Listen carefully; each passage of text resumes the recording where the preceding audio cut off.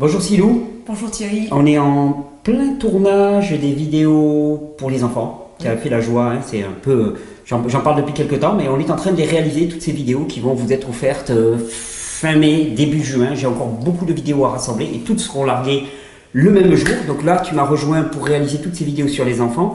Et à l'occasion d'une petite pause, tu étais en train de préparer une salade un peu comme au restaurant. Tu m'as dit finalement, c'est pas compliqué de faire quelque chose, waouh, qui en met un peu plein les yeux. Je me suis dit que c'était l'occasion de faire une petite vidéo quand même, puis ça nous fait une petite pause là au milieu de notre travail. Une petite salade rapide, on va manger, va manger entre deux vidéos. Explique-nous un petit peu ce que tu nous as fait là. C'est pour donner de l'inspiration, toujours pareil, pour manger plus de légumes. Des jeunes pousses de salade, un peu de On est en plein printemps, donc c'est excellent. Des champignons, j'ai pris des pleurotes, des shiitakes, des champignons de Paris. Je les ai émincés. Je les ai posés au milieu, j'ai mis quelques graines de fenugrec, quelques pousses de tournesol. Je me suis fait ici... tu peux les montrer à la caméra, oui. Ouais. Je me suis fait ici des petites graines de tournesol trempées, pré-germées, auxquelles j'ai rajouté une petite sauce à base de poivron, de paprika, de quinton. D'accord. Et tu as passé tout ça au déshydrateur. Et j'ai passé tout ça au déshydrateur. Ça, c'est quelque chose, d'ailleurs, je peux montrer comment est-ce qu'elle voyage, si c'est assez rigolo. Elle voyage avec ses petits sachets. Donc, c'est des petits sachets, là, par exemple, regardez, là, ce sont des petits sachets d'épices qu'elle se fait. Donc, c'est une machine à mettre sous vide que tu as. Voilà. Et avec des poches classiques. Hein. Je prends des poches classiques basiques, c'est les poches pour aller au congélateur, hein, normalement. D'accord. Et je les soude pour me faire des mini-poches. Et donc là, elle vient avec ses petites préparations sucrées, salées, qu'elle peut rajouter dans les recettes. C'est assez sympa. Ça permet toujours de faire des tas de découvertes à la maison. Donc c'est chaque fois une joie. Alors, je précise quand même, pour ceux qui ont la machine à mettre sous vide et qui veulent sceller ce type de sachet congélation, quand on ferme la machine, on compte 3 secondes, pas plus, parce que sinon ça fait fondre le plastique. D'accord. Donc 3 secondes et on l'arrête. Voilà, et ça te fait, tu te trimbales léger, quoi. Et tu peux avoir des tas de petites choses déshydratées, des petites graines que tu vas rajouter dans tes petites salades. Donc tu amènes ça en voyage. Là, on a une base de salade et puis tu m'as dit on va pas s'arrêter là. Donc déjà, moi là, je sais pas vous, mais je trouve que ça a une belle allure. La présentation joue pour beaucoup. Moi, quand je suis arrivé, elle me dit tiens, pour faire la petite pause, waouh, ça il faut le filmer. Il faut vraiment le filmer. Mais on va pas s'arrêter là. On va faire une petite sauce. On va faire une petite sauce et on va mettre aussi... on va mettre... Ah ouais, voilà. Donc il y avait deux petites choses. Il y avait deux petites choses. Je commence par ça. Ouais, allez, parce que ça c'est... Les lamelles coco. Donc là, qu'est-ce que c'est ça? C'est... Vas-y, je te laisse expliquer. Les lamelles donc, de coco. C'est de la coco fraîche. On peut le faire aussi avec des lamelles de coco sèche. Vas-y. Ah oui, d'accord, pardon. C'est vrai que c'est ta vidéo. Non, mais bon, voilà. Hein. Donc, la coco, vous avez bu le jus, et puis on a récupéré... Coco fraîche, donc. Oui, la coco fraîche, hein, on a bu le jus. On a récupéré la chair de coco. Ça aussi, vous pouvez aller voir sur mes vidéos, comment ouvrir une coco fraîche, et comment récupérer la chair sans se casser la tête. Et donc là, on va couper donc, des lamelles de coco finement. Et puis là, on a deux façons de faire la sauce. Donc soit, pour un cours de cuisine, c'est un peu... On peut utiliser la sauce toute prête.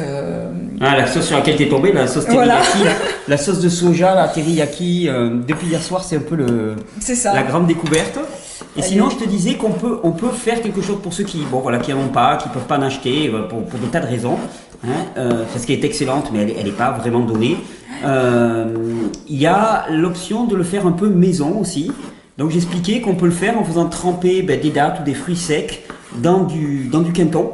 Donc on a le côté sucre, sel, et puis on met un peu d'ail, on mixe l'ensemble et ça fait une sauce sucrée salée qui est assez sympa. C'est pas équivalent à ça, mais c'est déjà très proche. On les a fait mariner. Voilà, on les a fait mariner donc, dans la sauce teriyaki, ou on peut les faire mariner, je pense aussi que ça serait pas mal, dans la petite sauce qu'on va faire après, dans chutney.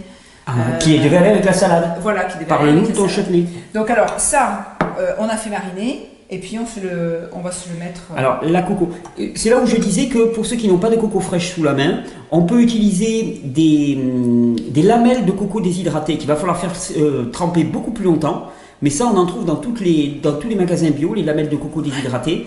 Ça donnera pas la même texture. Là, c'est vraiment, c'est C'est bon, c'est unique. La coco fraîche est unique, c'est à la fois ferme et souple. La coco fraîche comme ça, marinée et passée au déshydrateur. Incroyable. Là par contre, on se relève la nuit pour en manger. Ouais, non, je connais. Déjà, la coco fraîche passée au déshydrateur, pour ceux qui des fois en ont trop quand ça arrive, parce qu'ils en ont trop bu, c'est excellent. Mais alors en plus, quand c'est avec une petite sauce marinée, effectivement.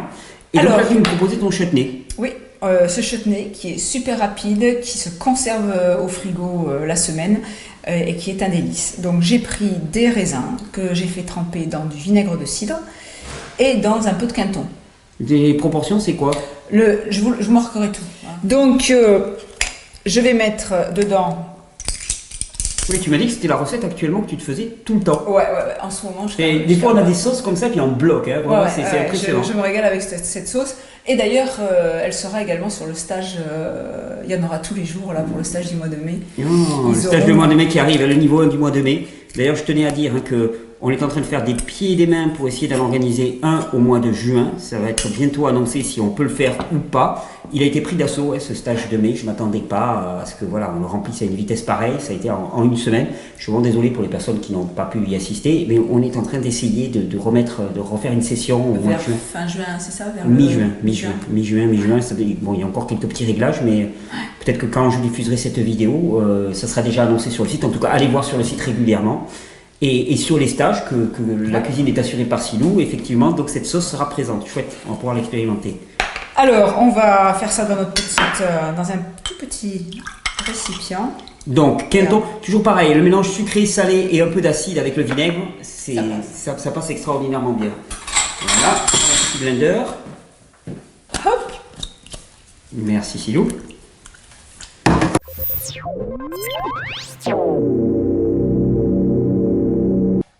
Et voilà notre sauce. Non. Alors, les raisins, je les mets à tremper. Oh là là, vu que ça va être moi le cobaye.